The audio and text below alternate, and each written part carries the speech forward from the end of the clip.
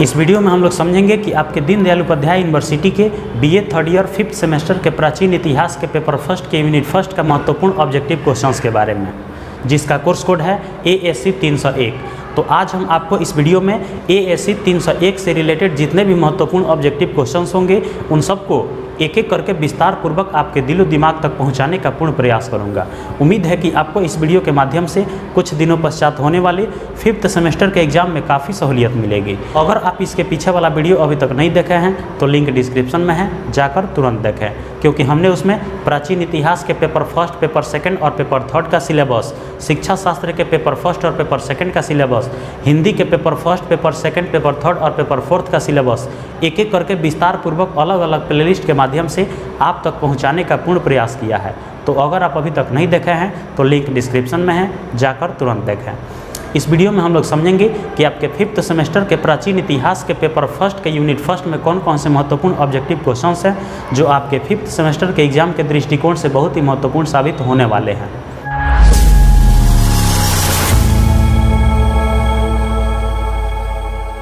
तो आपके 5th semester के प्राचीन इतिहास के पेपर फर्स्ट के यूनिट फर्स्ट का सबसे पहला महत्वपूर्ण ऑब्जेक्टिव क्वेश्चन है, राष्ट्रकूट वंश का संस्थापक कौन था? राष्ट्रकूट वंश का संस्थापक कौन था? आपका आंसर हो जाएगा दंती दुर्ग।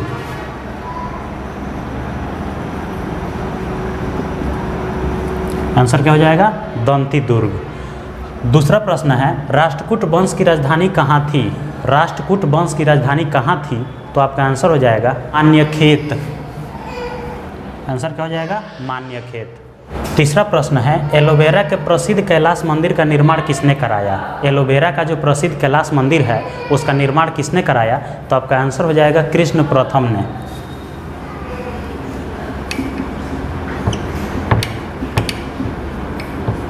आंसर क्या हो जाएगा? कृष्ण प्रथम। इन्होंने ही एलोवेरा के प्रसिद्ध कैलाश मंदिर का निर्माण कराया था। अगला क्वेश्चन है 4 नंबर, धारावर्ष किसे कहा जाता है? धारावर्ष किसे कहा जाता है? आपका आंसर हो जाएगा ध्रुव को।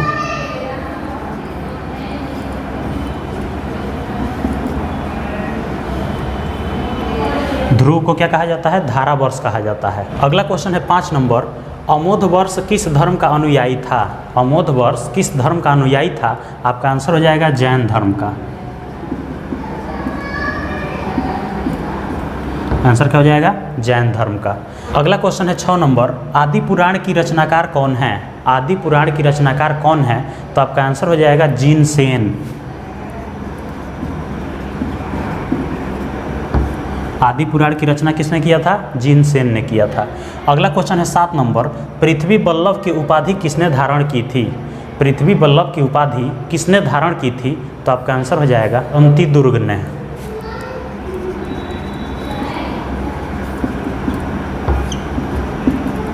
पृथ्वी वल्लभ की उपाधि किसने धारण की थी? दंती दुर्ग ने।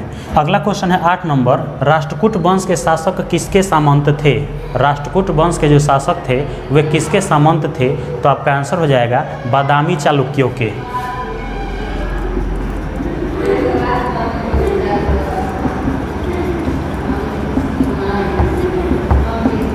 आंसर क्या हो जाएगा? बादामी चालुक्यों के। अगला क्वेश्चन है 9 नंबर, कविराज मार्ग नामक ग्रंथ की रचना किसने की थी? कविराज मार्ग नाम का जो ग्रंथ है उसकी रचना किसने की थी? तो आपका आंसर हो जाएगा अमोध वर्ष ने।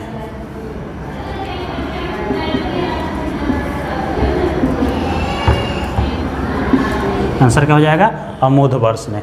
अगला क्वेश्चन है 10 नंबर, कविराज मार्ग की स्थापना किस भाषा में की गई? कविराज मार्ग जो ग्रंथ है उसकी स्थापना किस भाषा में की गई थी? आपका आंसर हो जाएगा कन्नड़ भाषा में।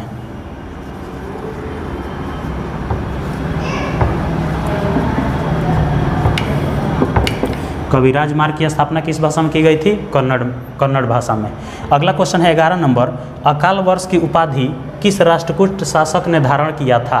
अकाल वर्ष की उपाधि किस राष्ट्रकूट शासक ने धारण किया था? तो आपका आंसर हो जाएगा कृष्ण तृतीय ने।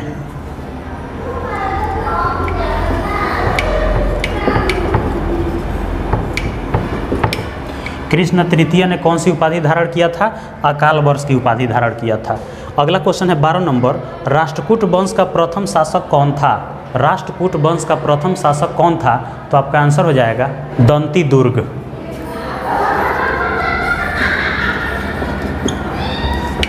आंसर क्या हो जाएगा?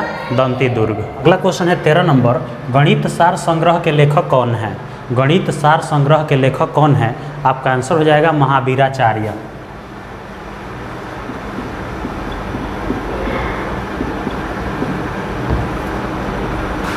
गणित सार संग्रह के लेखक कौन है? महावीराचार्य।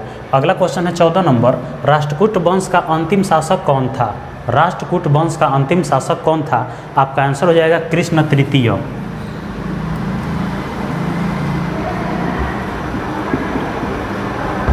राष्ट्रकूट वंश का अंतिम शासक कौन था? कृष्ण तृतीय था। अगला क्वेश्चन है 15 नंबर, बेरा में कुल कितनी गुफाएं शैलकृत हैं?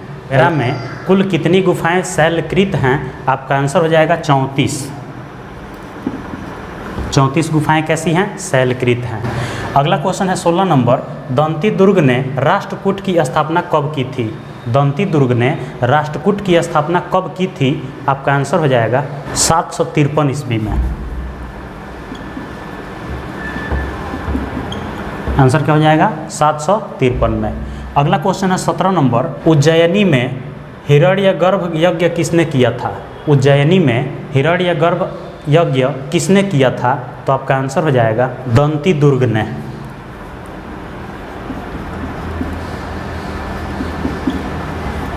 किसने किया था?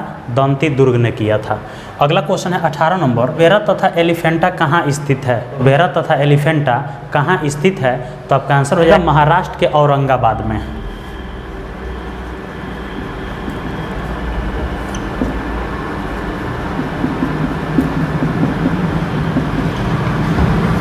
आंसर क्या हो जाएगा? महाराष्ट्र के औरंगाबाद में। अगर महाराष्ट्र ऑप्शन में रहेगा तो महाराष्ट्र पे टिक मारिएगा, अगर औरंगाबाद रहेगा तो औरंगाबाद पे टिक मारना है।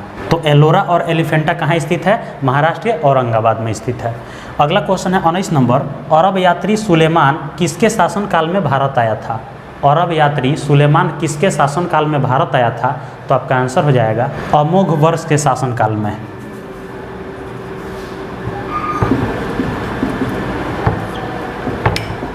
किसके काल में आया था? अमोघ वर्ष के शासनकाल में। कौन आया था? सुलेमान। अगला क्वेश्चन है 20 नंबर, पाल साम्राज्य की स्थापना किसने की थी?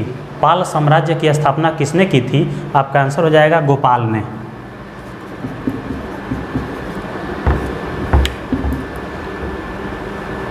पाल साम्राज्य की स्थापना कौन किया था? गोपाल ने। अगला क्वेश्चन है 21 नंबर, अमोघ वर्ष ने किस नदी में जल समाधि लेकर अपने जीवन का अंत किया? अमोघ वर्ष ने किस नदी में जल समाधि लेकर अपने जीवन का अंत कर लिया? तो आपका आंसर हो जाएगा तुंगभद्रा नदी में।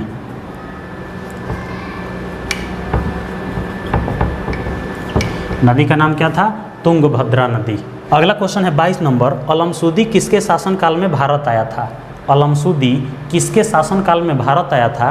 तो आपका आंसर हो जाएगा महिपाल के शासनकाल में।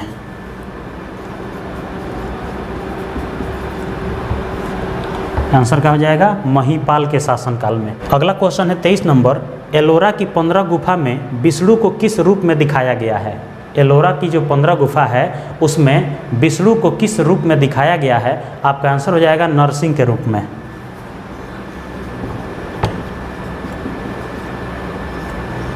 किस रूप में? नरसिंह के रूप में। तो ये था आपके 5th सेमेस्टर के प्राचीन इतिहास के पेपर फर्स्ट के यूनिट फर्स्ट के कुछ महत्वपूर्ण ऑब्जेक्टिव क्वेश्चंस तथा उसके आंसर्स। उम्मीद है कि आपको सभी प्रश्न और उसके उत्तर बहुत बढ़िया से समझ में आए होंगे और इस वीडियो के माध्यम से कुछ दिनों पश्चात होने वाले 5th सेमेस्टर के एग्ज़ाम में काफ़ी सहूलियत मिलेगी। अगर आपके मन में कोई डाउट है, कोई प्रश्न है, कोई कन्फ्यूजन है तो कमेंट सेक्शन में पूछ सकते हैं। आप इस तरह से और कौन से टॉपिक से रिलेटेड वीडियो देखना चाहते हैं कमेंट में बताना ना भूलें। लौटेंगे बहुत ही जल्द किसी नए टॉपिक के साथ, तब तक के लिए जय हिंद।